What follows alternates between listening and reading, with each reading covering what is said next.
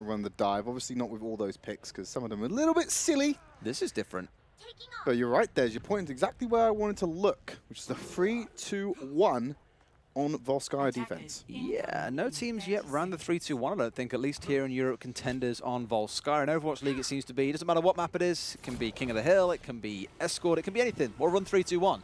Contenders still kind of coming around to that way of thinking, I think, seems to be the new thing, the response to the big sniper-based competitions that we see. Idea being that generally, thanks to the Orisa shield, your shield uptime is a lot higher than what a Reinhardt's would be, and it gives your snipers a lot of agency to sit there and be like, well, we can't be counter-popped here, so we're free to take a good few shots, take our time, have a sip of tea before we go for that final headshot. Snakes, though, they're going to roll out something a bit different. Kavo's going to say, no way it's playing against you. They were going for the scout. Now they know what they're against. I wouldn't be too surprised to see them mixing things up. Looks like it's going to be asking, no surprises there, going on to the Widowmaker. Quasi-dive have asking at the back, Zapray at the front. And really, we know who Zapray is going for, and it's that Mercy. The problem with the 3-2-1 composition, you lose that Mercy, you lose that fight. The biggest problem you've got to face is that you're also dealing with the Roadhog who's going to try and grab you. You've got Demon for the defense matrix. Her job is to keep that Mercy alive, and she does it incredibly well. Casper going to play around the side already. They've lost the positional advantage. They're moving onto the point, but there's a good shutdown with the Holt. Kevs has already found asking, so they're missing that backline pressure from Snakes. And I think Snakes have identified that. You can see they've already backed off the point and they're waiting for a regroup. And the resurrection is going to allow just that. Very late res. I almost would have given themselves a few more seconds there because he's been dropped already. I would have given it a few more seconds and just let him respawn normally, but Zapray brings down the mech, means that Mercy is considerably more exposed. They're playing around the control center area. And already keeping themselves 1 foot on the point. If you look behind, you can see the silhouettes of Snakes. They're still cut off from their reinforcements, and Casper knows exactly where they are, and he's nearly got a Dragon Strike to shut off any offense they've got. Look at him pump the Storm Arrow into Christopher, take him down to 50% HP, and retreat to the back of his team. He knows where they're going to be. Get that Scouting Arrow back out. He knows where everyone is going to be. Asking goes up high, tries to take a shot, doesn't land it. Christopher dives into the back line, already playing around the bubble, but Epps and Casper, they've shut down the offense from Snakes already. They're going to have to wipe here and try again. Solid hold from Orgless and Hungry with what can be quite a risky strategy. It was a really good, well-attempted dive by Snakes. Had the tanks coming in from the front line, asking Zapray completely uncontested towards their spawn. Had almost a free angle onto the retreating members of Orgless and Hungry. But by the time they'd actually stopped moving to give the opportunity for Asking or Zapray to get in there, they'd already picked off 2 members of Snakes. And, well, the result of that fight was evident for all to see. Gonna go at it again. No adaptation from Snake. Still gonna stick with this composition. They must have some faith in it. Casper's still holding on to that Dragon Strike, and of course you've got Latex with that whole hog. Kodak's gonna meet his demise. Cave's gonna fix that mistake, and Kev's finding asking again. He's had his number for the past 2 maps, and already Casper gonna fire off those arrows at Primal Rage Winston, but the fight has already been shut down by Orgless and Hungry. There's not much offense Snakes can put out, so I kind of feel that's a wasted Primal Rage by Christopher. You know, in this case, Cave is just praying that he had more reses on side, because every time he reses someone, in that case it was the Zen, another member of the team dies straight after, and he can't go and res a very crucial member, either the Zenyatta or the Widowmaker. But there's a good pick from asking on to Epps, one of the tanky members on the team, and a great Dragon Strike comes through. Goes through the control center, there's double self-destruct on the field, no kills found. Zapray finally relieves some pressure by finding Kevster. Pulse Bomb goes out, I believe that got eaten from the side. Nice reaction from Leo there to catch that one out. But Zapray still gonna get the kill onto Latex. Casper goes high, finds asking. Kodak gonna be the one to shut him down. The point finally gonna get capped by Snakes with 55 seconds to go. There we go. It took a bit of time, so actually a very successful hold from Orgless and Hungry. It took a good 3 minutes for Snakes to finally break through. Now probably going to be time to switch things up a little bit. Kevster already dropping off of that Widowmaker and going across to the Hanzo. No, the Brigitte, sorry. Casper's on the Hanzo. Wah, wah. Well, So they're still running triple support, but they're keeping Casper on the Hanzo and running 2 tanks with it. So they've mixed up the 3v2. There you go. Double support, double sniper coming out for Orgless and Hungry. Interesting, because looking on the other side as well, you've got to deal with the double sniper. Zapray's now equally himself gone over to the Brigitte to match that one. Lots of relying just on asking to kick out the DPS in this final point. Here's the move forward. The bubble's only going to last for so long against all that damage coming out from Orgless and Hungry. Scouting Arrow, going to make sure they're found out. Know exactly where the offense is going to come from. Dragon Strike available. If they try and push through that tight corridor, that Dragon Strike will make mincemeat of them as they try and move onto the point. But they dive onto the back line. Heiko already trying to burn through Latex. Defense metrics will keep him alive for a little bit longer, but the healing's enough to sustain through it, and the support is there. Dragon Strike cuts through the map. Kodak going to take out Latex. Denia is going to bring Eps back. Heiko gets another kill. Asking's just dancing around the point, unable to get a foot in this matchup, it appears. He keeps getting forced out by snipers, tanks, and God knows what else. Fires out the Storm Arrow, but the shots can't come fast enough because Kevster has had his number and more. Asking really popped off in some of the earlier maps on this Hanzo, but in this one, a little less so. It's been a bit slower, a bit harder for him to be able to get those picks onto the back line. Denia and Eps just a little bit too slippery for him to be able to get his mitts on by the looks of it, but at least trying to contest Kevster. Kevster reminds him, I'm playing a hit scan sniper and you're not. I'm pretty sure I'm going to win this duel. Pushing forward, going to have the infra sights soon enough. Poison going to get a little bit of damage onto them. Zarskin's getting pocketed on the back, just trying to break through that initial shield. They want that high ground position. It's very advantageous to take it on the offense. You can see Snakes all moving over towards it. Recon arrow almost available. Going to fire it out into the back. Not any information, but we know how useful that is to not see anyone on the scouting arrow anyway. Up on the high ground, Storm Arrow coming out.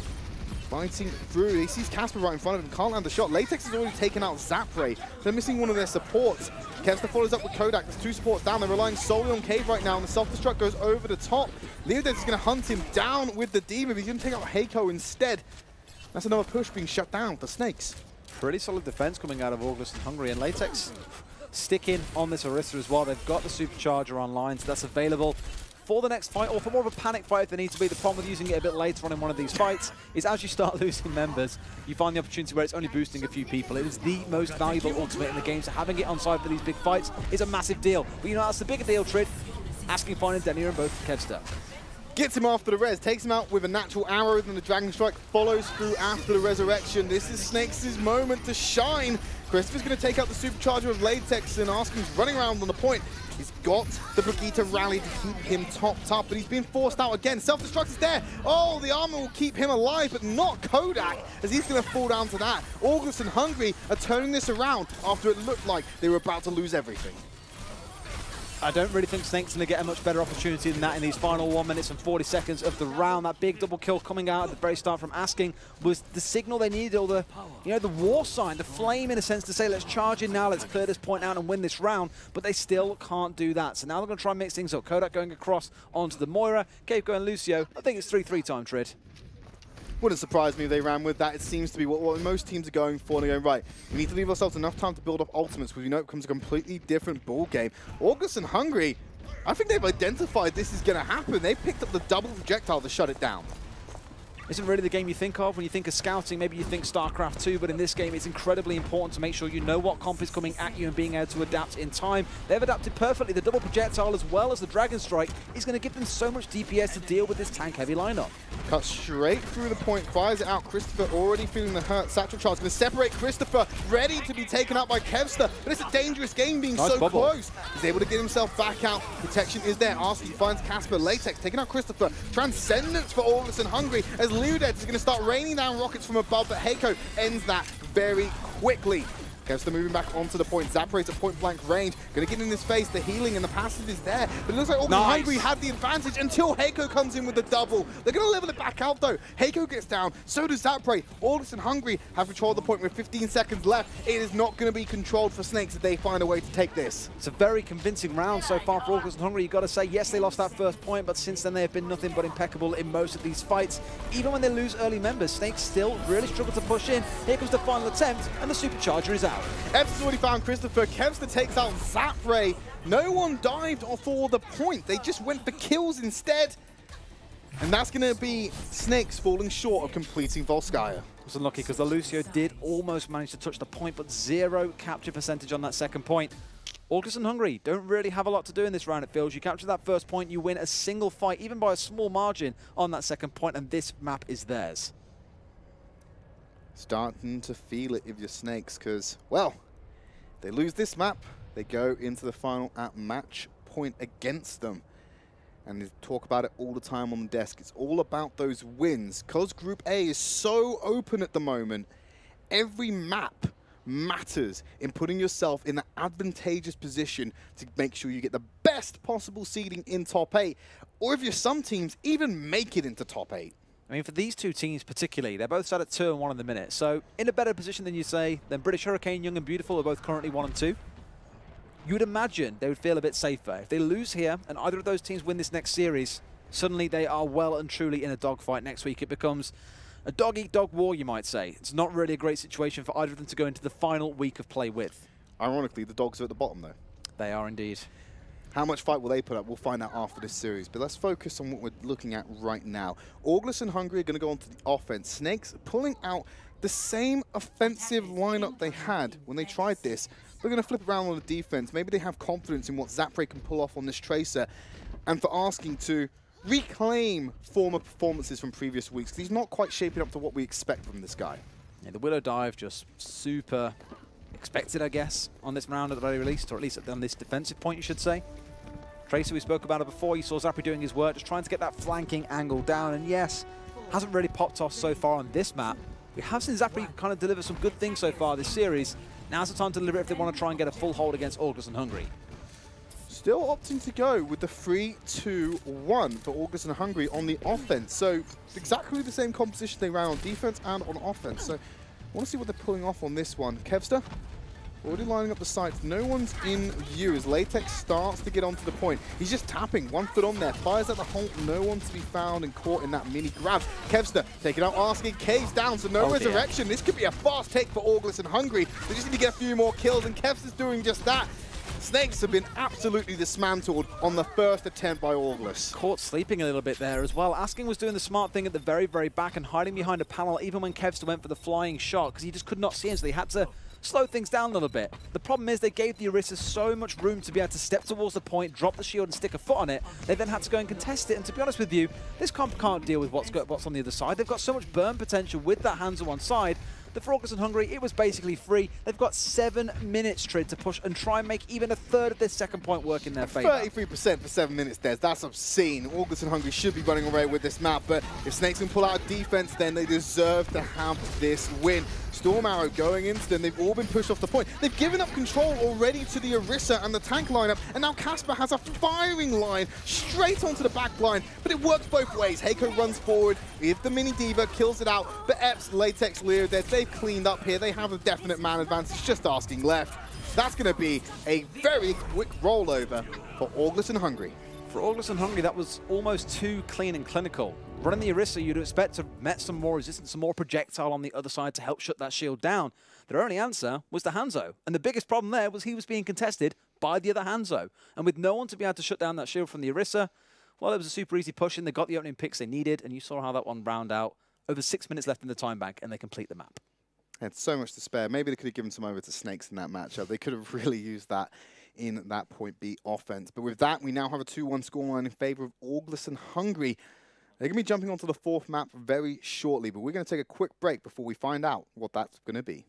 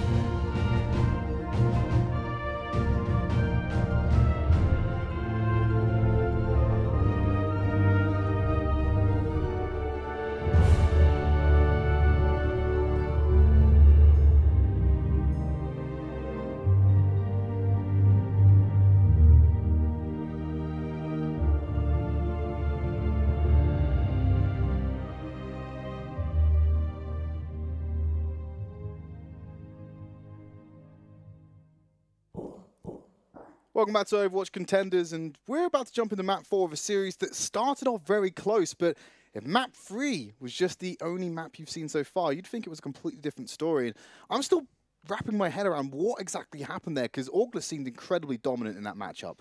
It was a really rough one because for Orgless, they were running the Orisa comp, and there was the opportunity for Snakes to respond and bring out some more projectile, but didn't. And to be honest with you, their answer to 3-3 or tank-based comps has always been Hanzo and Pharah. What do they run? Hanzo and Tracer. I don't know if they thought asking was enough to deal with the Orisa, and they said, hey, Zapri, stay on the Tracer, just go and harass the backline, do your thing, my man.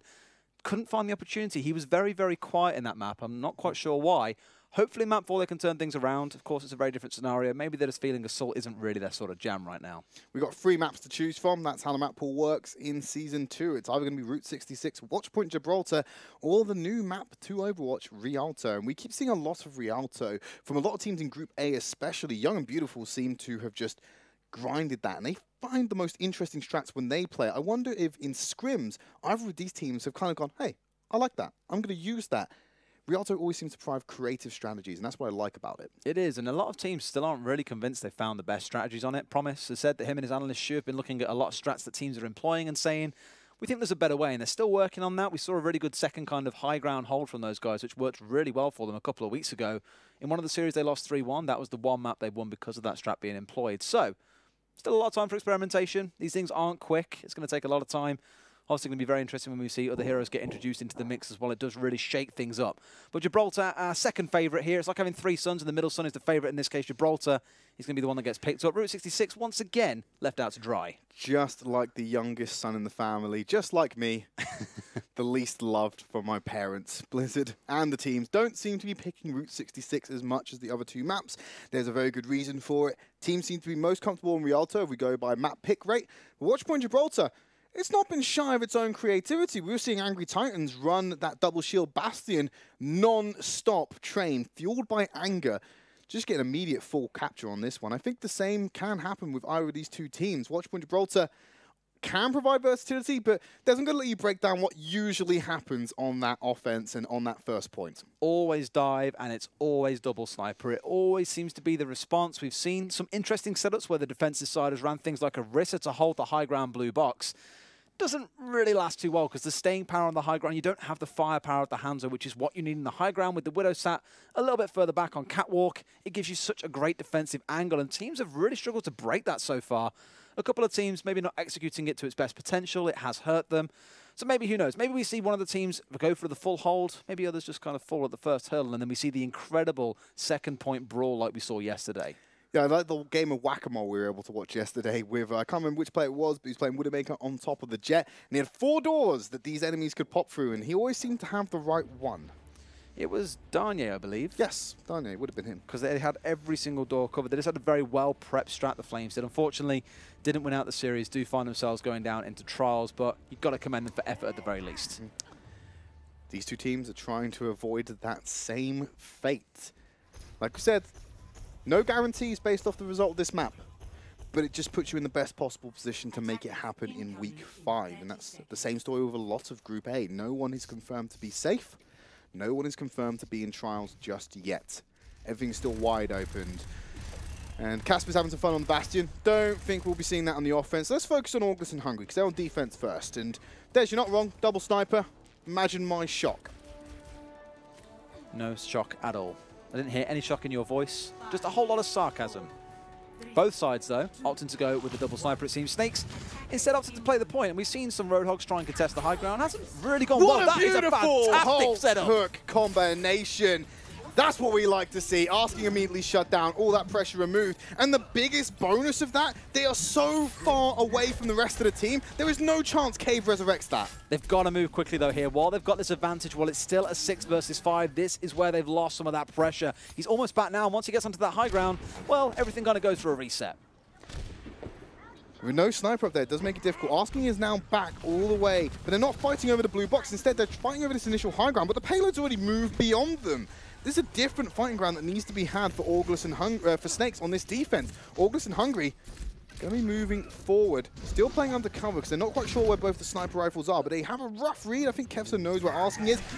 Here comes Dragon Strike coming through the point from a different angle for Snakes. It forces them into the interior. Latex is still holding the ground. Casper finding asking again. Without that Widowmaker, that pressure is completely dropped. Heiko's going to level it out by taking out Casper, but now you've got a nice laser support. Epps with the hook. Going to find out Cave, but will not get the kill. Zapre is going to turn it around.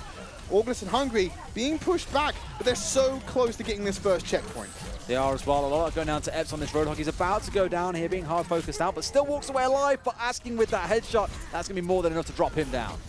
Leodeds can't escape with his mech, and that just means there's going to be a potential stall. But there is an environmental on Gibraltar Point A. He can jump off the side of the mountain and get a quick reset.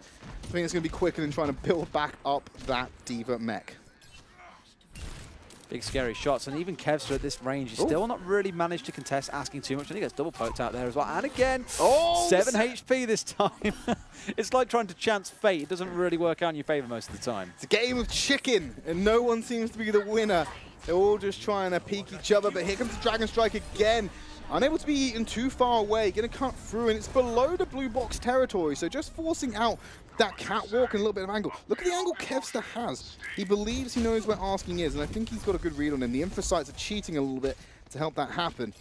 Casper going to move over onto this high ground. Self-destruct going to clear immediately out. That's a big note, and even larger because Zapre is going to get a kill. Dragon Strike for him as he drops back down. Recon Arrow scouts it all out, pulling it up. Doesn't want to waste the Dragon Strike. Thinks he can do it manually with that European style of driving.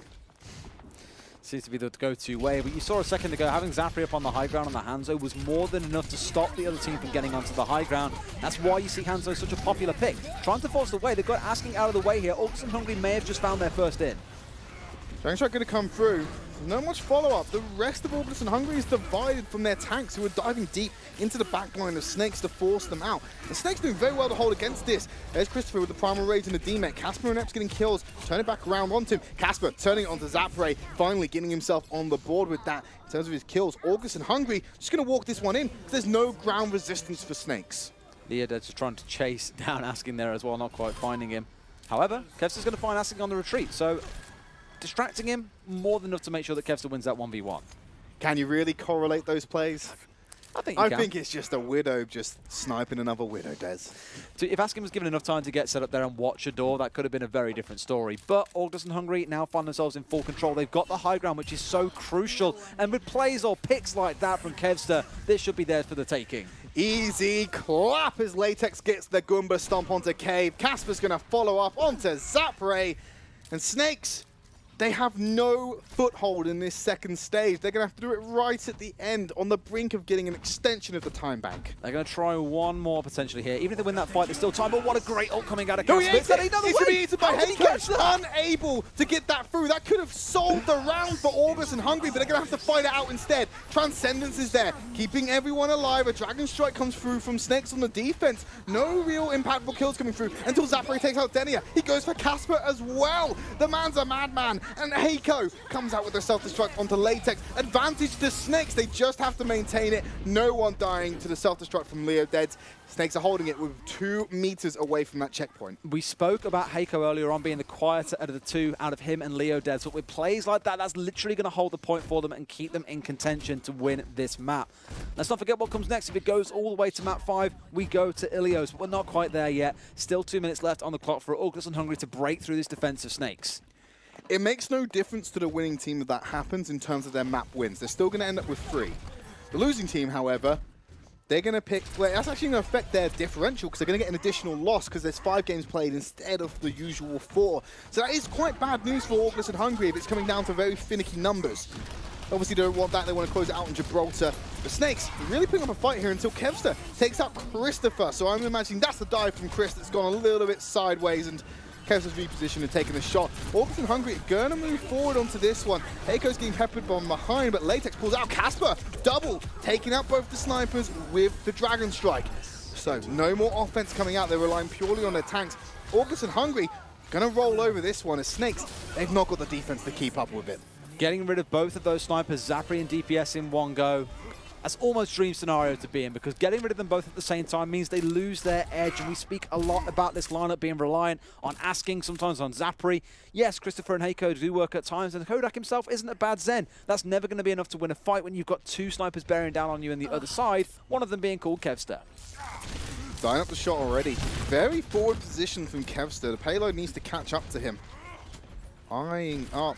Tries to go for the pixel perfect shot, misses it as the arrow swings by his head. Maybe taking a longer sight line. Oh no, there's Christopher off to the side. Don't want to let him have this freedom. But a Discord orb on him, he's going to be able to spray it down. The reinforcements, look at Legday come from the side. It forces out a primal rage from Christopher. He's forcing back to the team. Right in front of Heiko, actually. Here comes the Dragon Strike and the self-destruct over the top. Everyone's in cover apart from Casper. Zapre going to get the kill on Latex while he was outside that safety. Then he brings Casper back. Very stagnated after an initial good push from Orgless and Hungry on the final stage. It's pretty good because they managed to cushion a lot of the aggression, and Snakes, even with Christopher getting off that primal rage, was causing more than enough problems to deal with because everyone's attention was being sent the wrong way. Asking getting Leo Deads out of the way will reset things temporarily. Orgless and Hungry are getting towards that 1 minute mark, and then yes, they have a few ultimates to play with, but they've got to make it count. These double snipers are trading each other so quickly. It's like one of them goes down and the teammate takes out the other team. There's going to be a Dragon Strike coming through. Heiko taking out Latex, who switched over to the Orisa. As expected, Denia brings back that main tank. They need it if they want to keep this payload moving. Asking unable to get that shot. He should have had it clean, but the attention he's being given from Leo Deads is big. Asking takes out Kevster. The kills are still going in the flow of Orgless and Hungry, but the payload is not being converted into distance just yet. Heiko, I mean, I think they're trying to stall out Heiko, but he got a mech back. That's not how you do a Diva stall. I love how they're just like, guys, what can Snakes not deal with? It's called Orisa. Once again, they're starting to win these fights out, although I say that. Asking gets 2 big picks onto the DPS and turn this one around. This should be theirs to win. Already pushing him back. 18 seconds on the clock, and it's a slow fight. It's not a quick wipe. If Snakes get another kill here, they could just win the round based off of that. But Orgless and Hungry, they're good enough to be able to regroup, stop the hemorrhaging, pull it together, potentially come back in an overtime push. I thought for a second that they'd been able to get all the way down to their support, so bring them out, getting the 2 kills. That's going to be the end of it there, Tridd, surely. Overtime strikes, and another fuse for the explosive ticks down. It's called overtime instead. The kills are flowing in for Snakes. So Orgless and Hungry, they won't complete Watch Point Gibraltar, but they sure as hell get close. Not quite there, but with some good pushes and some good counter fights as well coming out of the other side. Now we get to see what kind of magic Snakes can do on their attacking round. The fact that Orgless and Hungry didn't complete means that this will end here. It will either go through into that 5th map or Orgless and Hungry walk away with the series. Just need to hold off the distance that they set for themselves. Snakes going to be on the offense this time around. Orgless and Hungry, I imagine, will run the double sniper composition, play around catwalk, play around the box. There's no reason not to. Absolutely not. Like, for a lot of teams, you try and play on the low ground, they will take over the high ground. You will get sniped, you will get dove on from those high grounds, you will have Hanzo's raining arrows down on top of you. You just can't afford to not contest it, even if you only take a couple of members to be able to fight it.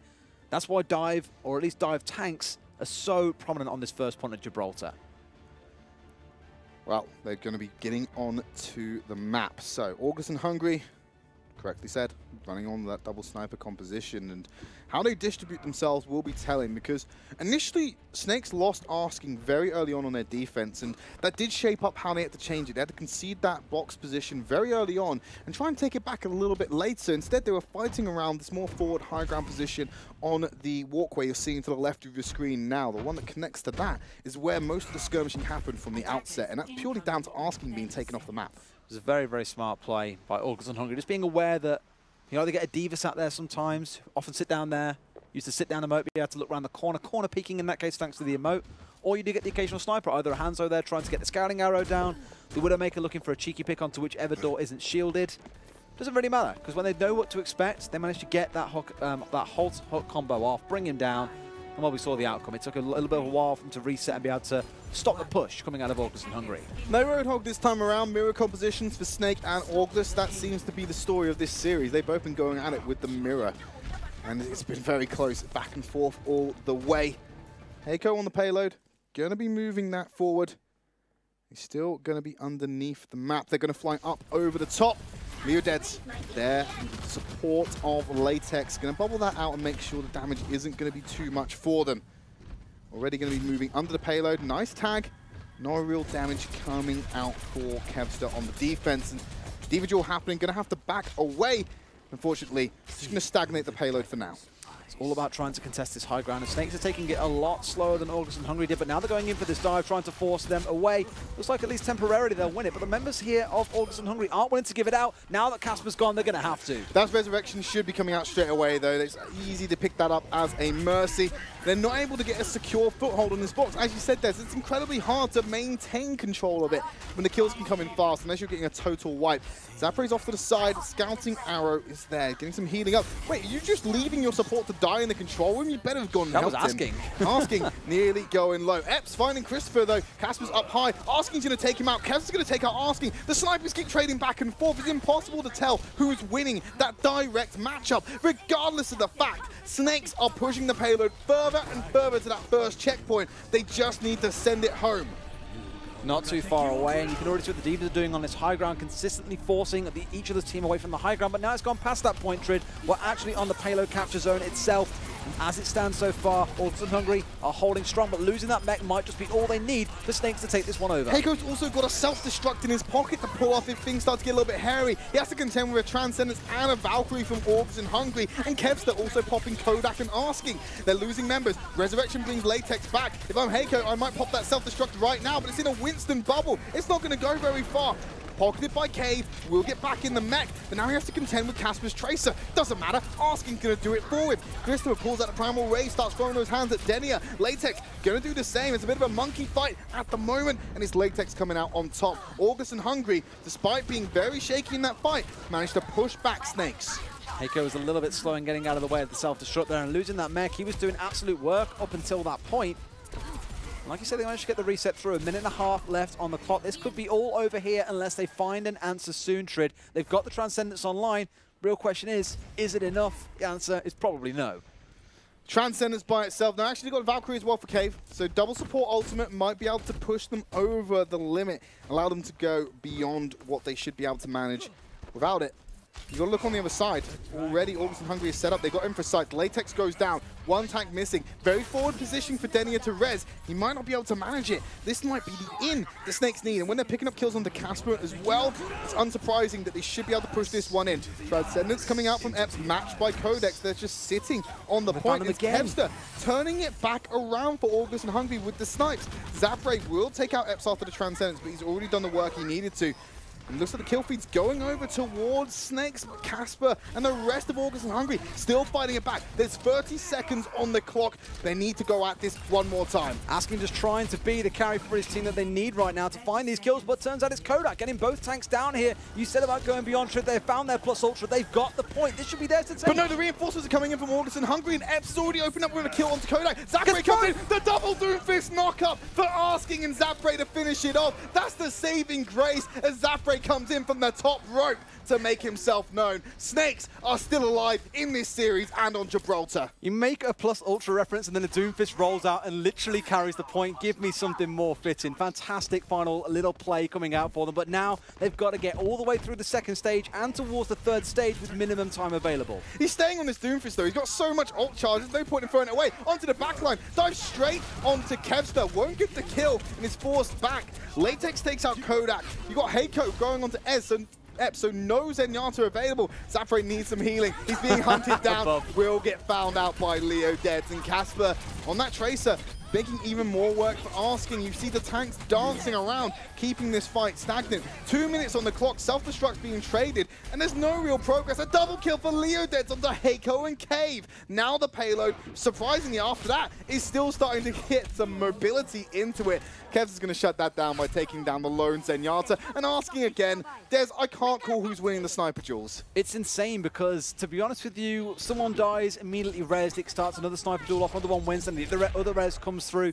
We spoke earlier on, especially on King's Row, about how Kevster really dominated asking there, and his Widowmaker was controlling the series. Speaking of domination, Casper getting taken out at point-blank range. Tries to take out the Valkyrie, misses the shot. Those infosites will let him know exactly where that Mercy is, though, as they move round to this corner. Still got to keep on trying to push in, though, and you can see Orgless just trying to set up here, diving immediately onto the high ground. Immediately the trans is brought out from Kodak. And it's the response from Kodak and Epps are both using that Transcendent. Zapre will find Casper, so I think asking Zapre have a good read on where Casper's going with this. Latex, however, they don't seem to understand how the lightning works. There's going to be a Dragon Strike immediately eaten by Heiko again. How many has he got this series? Too many Dragon Strikes being consumed by that hungry D.Va, but Snakes have got a definite kill advantage off the back of the work the snipers are putting out.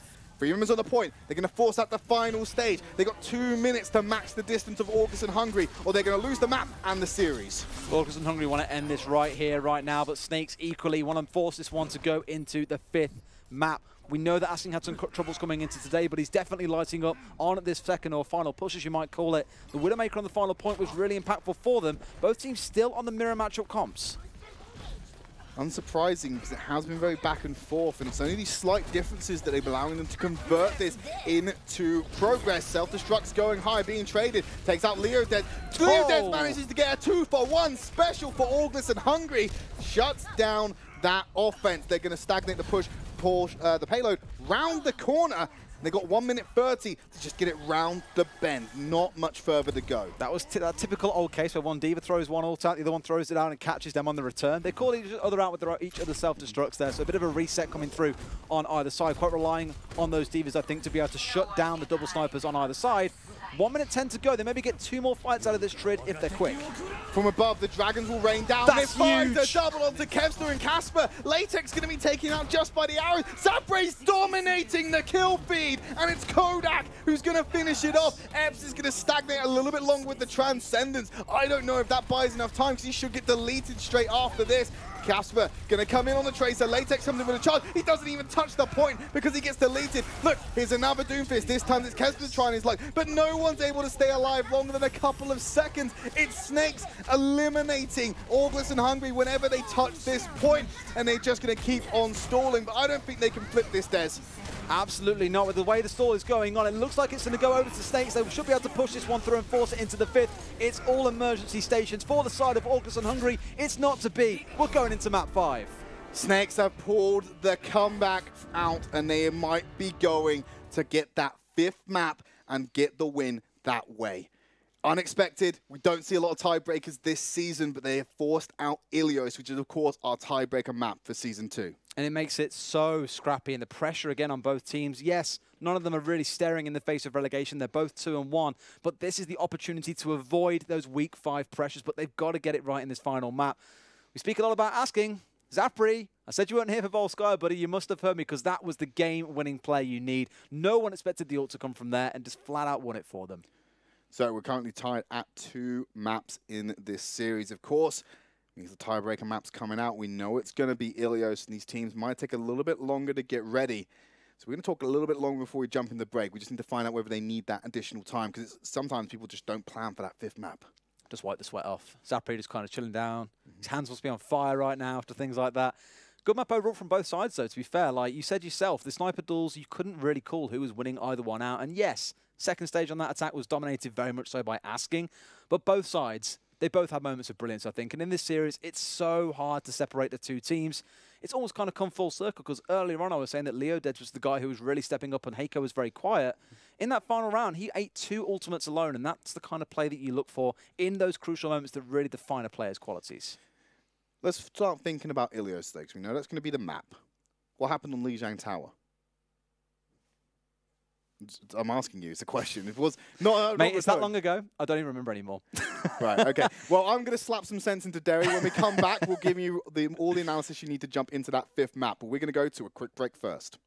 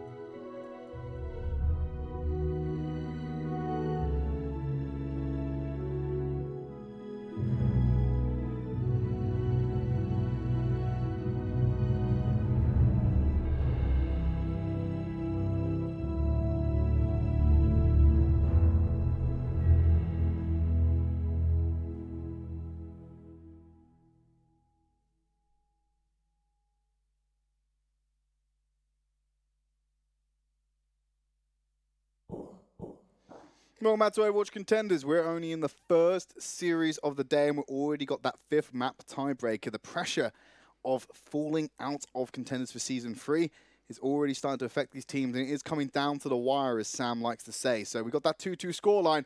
We need a tiebreaker. We're going to Ilios.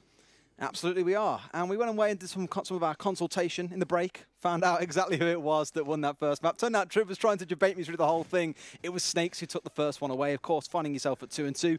That is now evident with what's on your screen. So going into Ilios, you would generally expect the team who wins the first control map to be able to take away the one at the end of the series as well. But we had this yesterday where we saw teams who start off strong, have to go through a very grueling series, and it can change and affect the outcome of that final map. Not always the case. Control maps slightly different. They require different play styles across all 3 of their maps. It requires aggressive Lucio plays, which is everyone's favorite thing to see, especially on Well. Love the Reddit Lucios that come out, especially because they see all the funny stuff coming out from Funny Astro. Other main Lucio players as well. Although the best boop we've seen so far this season was the triple boop into the self-destruct on Anubis first from Insomniac. It was Insomniac. He pulled it off. He was absolutely insane, staying up all night calculating that one. Snakes going for the hybrid dive, asking on the defense, and of course Zapray on the tracer. And Orgless and Hungry, that's what's going on here, mate. Talk to me. They're rolling some very interesting stuff, and I won't lie, we were told to keep an eye on Castle before this series. Maybe this is the reason why, because this is a very different kind of strap. Don't know if it's working out. There's a lot of harassment from Zapray's tracer. You see, Kevster's up high on the Doomfist. I don't know if they've spotted that pick out yet, but they're on the point. They're starting to get capture. Asking takes out Kevster, so already Doomfist has gone down. They're diving straight into Casper. They can't kill him. He's being hyper-pocketed by anything you can throw at him. And they just can't shred through the Bastion. So they just sat on the point, racking up old charge. They got eaten! They got eaten again by Leo. What is going on? Still kills coming in. Discord orb isn't enough. He's farmed 2 kills. The Coalescence keeps him alive. Why can't you kill this Bastion? The reason why, Tridd, is there is so much on him. There's a healing, there's a focus healing from Denier. They finally get him. But Epps as well with the Moira, you've got the defense matrix, you've got a huge Orisa standing on top of you. They are literally a ball of death, and they were so hard to force off. They only get 25%, and it's only going to work once. They have to switch away. Okay, it's a great way to start Ilios, really shaking it up with the Bastion. Casper going to sacrifice the ult charge he got on Bastion and go on to the Genji. So full dive for Orgless and Hungry. They're hoping to catch out, asking if he wants to stay back. Well, now that things have kind of reset to some form of normality between the two sides, it is Snakes who are in control, just about to surpass them in terms of the capture percentage. One side on full dive, the other on that hybrid dive with the Tracer and the Widowmaker. Asking got to get some big picks, and to picks like that onto Epps, that's exactly what you're looking for. Transcendence coming out straight away from Kodak, so that should keep Snakes alive a little bit longer. Gonna go through that. Hang on a minute, did Leaders just jump off the map in the mech? Reset. Oh, fair enough. I didn't realize that Orgless and Hungry had already lost that fight. They lost Latex, they lost Epps, and they were thinking, well, without a big main tank and without the healing and the Discord coming through, our comp falls apart. They're 2 of the key components of dive. So just reset, don't donate any more free ult charge. Let's go again. Okay, they've got a self-destruct and a Valkyrie in their pocket. You've only got the Valkyrie on the side of Snakes. Now it's going to be also the Primal Rage for Christopher. So, stall tactics galore for Snakes when they want to hold on to this a little bit longer. Really, Orgless and Hungry need to get some ult charge on the board and get some percentage on the board. They're being forced back. There's Christopher's Primal Rage. Already taking out Latex. Kevster going to bring down the Great 8. It's going to be a self-destruct onto Cave. Then he's going to bring back Latex. Cave managed to bring back Christopher before he went down, so they're going to level out the playing field as much as possible. 75% and ticking. Orgless and Hungry need to start building up some ult charge. Nice grapple hook from Arsky, and Casper's in hot pursuit. Nearly got the blade. Jesus. Arsky can't land the shot. He's royally tunneling into this Widowmaker. Will finally get the kill. They've got the bodies on the point for the flip. They just need to hold it a little bit longer. And with Heiko going down, 86% is where Snakes will end their charge on this capture. Casper with a special kind of vendetta there. He chased Asking all over the map. And what did Snakes do last time they came up against Dive coming out of Orgless and Hungry? They switched over to the McCree. Asking is now on that. They dealt with Kevster and Casper so well. Casper especially, he didn't even get to use his blade last time round. Well, I think he's hoping to pull out his blade at least once this series, and McCree, you better pull it off. There's the blade. Who's he going for, though? Arsky's nowhere to be found. That opens up the backline for Casper to do work. A D-Mech, a kill, and Emps will follow up. Orgless and Hungry win this fight. Arsky gets to the fight eventually, but he only finds Latex. Orgless and Hungry starting to catch up the Snakes on that charge. Bit of a reset there, and like you say, that was a real smart play, I felt. They were trying to ignore where Asking was and instead go for the other members, even if that meant having to carve up some mechs. Asking will take out Denny after the resurrection. Latex has a primal rage, but also a Discord orb on him, so might be able to negate all the effects. Asking dealing damage, but it's Zapper who gets the kill onto Casper, knocks off the map. Bye. Can't flashbang that away, unfortunately, Asking. They're diving onto the back row. Look at the coordination from Orgless and Hungry as they attempt to do this. But they're fighting against the Transcendence from Kodak. It makes it increasingly difficult to do so, no matter how coordinated you are. Casper's going to shake it up with the Soldier to run onto this point. 93% and ticking, and they still have control. You're right, there's a lot of pocket coming in to keep Epps alive. Self-destruct's being traded inside the building. Heiko still gets found out. He had so much time to get away from that. As Christopher gonna do it. Kevster dancing around. An early counsel from Asking with the high noon just means that Casper can clean up quicker. Possible gets thrown out. The recall throws him back into the fight. Casper again gonna get in the kill. Cave will shut him down with the environmental boot. Overtime's gonna whittle away. Orgless and Hungry take well. The Bastion was interesting. It definitely was. It was unexpected. Key summary. It did throw away about 80-odd% of charge doing so because they just capitalized afterwards, but they came back, got the 99%, that's what counts. They did, and to be fair, Asking's McCree, they dealt with it very well. Not only did they ignore him in one of those big pushes where we saw Casper carve up the whole team with the blade, it was also that every time he came out with something like the Dead Eyes we saw, there was an answer to it. People were diving on him. There was the defense matrix to block whatever he was trying to do. And I felt he was almost punished a little bit there for playing on quite an enclosed map until you get onto the point. It's a very closed off one. There's only so many angles that a McCree will try and attack you from, and you can respond quite quickly. Snakes are going to stick with the Widowmaker on Ruins. We see a lot of Widow. But Orgless and Hungry, they're confident in their dive. They're going to run it again. Kavsper and Kevster. Tracer Genji going to get onto that back line of Snakes and really cause them some chaos.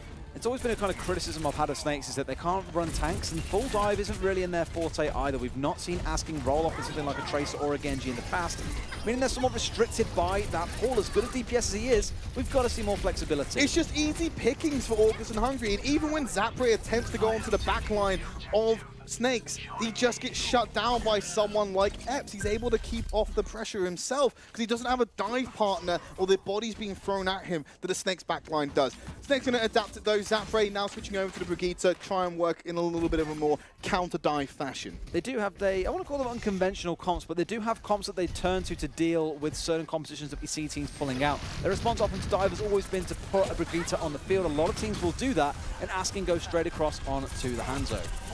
Wants to be a little bit more mobile and up further in the fight. Getting a lot of attention. Will deal with Casper on the back line. Now pushes forward with that man advantage. Wants to get onto the point, but he still has to deal with Kevster, who's off to the side. He's still spraying bullets and going through the fight. Nice one tap on the Kevster. Shuts him down right away. Snakes getting the man advantage. Want to translate that into some percentage as they get onto the point. Follows up with the kill onto Epps with the Storm Arrow. Snakes stay alive. That's exactly what you need. And this is the nice thing about Hanzo, is that he can deal with people getting in your face and threatening him more often. Thanks to the jump, thanks to the Storm Arrow, he can burst through tanks, he can try and escape from DPS, often can't, but has more chance of doing so than a Widowmaker does. 40% already gained for Orgless and Hungry. Better than the 25% they got last time. They were doing it a little bit cheesy with Bastion. That's fair enough though. We'll forgive them for that. Building up their ult charge. They've got a self-destruct, and Casper is about to pull out that Genji. Kevster switched over to the Widowmaker, so they've got some distance to put between. Asking. Already wants to be knocked around by the chaos being created by Christopher. Dragon Strike's going to cut through towards their spawn. Self-destruct goes up and over. No kills to be found. Asking gets a tag. That's to fall back with the rest of his team. Still no Blade. It's that horrible stalemate here between... It was going to be between the Transcendence and the Blade, but now that Kodak's off the field, Casper can pull this out to win the fight if they need it. I don't know if they actually need to, because Kevster and Latex doing all the work they need to. Self-destruct going up into the air, will come back down. Manages to cut through Heiko before the remake comes in. Can sit on that blade a little bit longer, because they've already won the fight and they should flip this back over. And they've got the Transcendence on side, but so is Snake. So it's going to be a tough one here. If all the members stick near Kodak when he brings that Trans out, they should be able to endure Casper's blade. But you've got to worry about Epps as well with the Transcendence on his side. It's going to become a very, it's a game of small margins, it feels, in this final fight, Tridd, and they're going to start this one off with the rally from the Brigitte. Extra armor is always a bonus for Orgless and Hungry. Going to move through the interior, Asking as you would expect, up on the rear. Going to be taking off those shots. Goes up high. Won't find anything. Zapre gets the Discord orb and a couple of orbs of destruction to boot. Dropping down, now they're going to go through, trying to cut off the avenues of sight that we might find from Kevster. Casper cuts through the back, still got the blade, but he's fearful of Kodak's Transcendence. It's going to be even harder to kill him. No, he's got it now. If they need to win this fight and they can keep members alive, here comes Ex's Transcendence. He's on the back line, it's going to run out, cuts through, still can't find a kill. Cave has to go down here, onto the back line, finds Asking as well. Orgless and Hungry with 10% to go, win a fatal team fight. Snake should have known that this was coming through and through. Literally, like you say, 10% to go. They will really struggle to get anyone back on point. They've got the tanks looking for it. Look at the D.Va's down. The Winston might be the only one that can touch here, and he's gone down too. Unfortunately, there's no one in the area. That's going to be it for Orgless and Hungry. They win out Ilios 2-0 and get themselves another series win on the board. They now go 3-1, and they put Snakes in a very precarious position coming into next week. They've got to get into this fight now at the bottom of the group. Really, really tough result, I've got to say, for Snakes after such a slugfest of a series, but it's what we expected. Coming into this, we said both teams are 2-1. The opportunity is there for either one to really pull ahead after having identical results throughout Season 2 so far. Now we've finally seen one of them pull ahead. It's going to be Orgless and Hungry. They're raising your ramens in the chat, I imagine, coming into this matchup, because they're putting themselves in a great position for next week. Of course, we've still got a lot of action to break down on that one. Hoping to throw it over to the desk very shortly, but these guys getting ready with their minds, warming them up, shall we say. Warming them up and all warmed up for week 5. It does give a very interesting showdown, and like you say, still 2 more games to go. Some of those are going to have impacts on the results of this series, or the result of this series specifically will have an impact. Of course, we'll learn more about that as the evening goes on. Well, to keep the show going, we're going to take it over to our analysts. They're going to break down not 2, but 3 maps for us.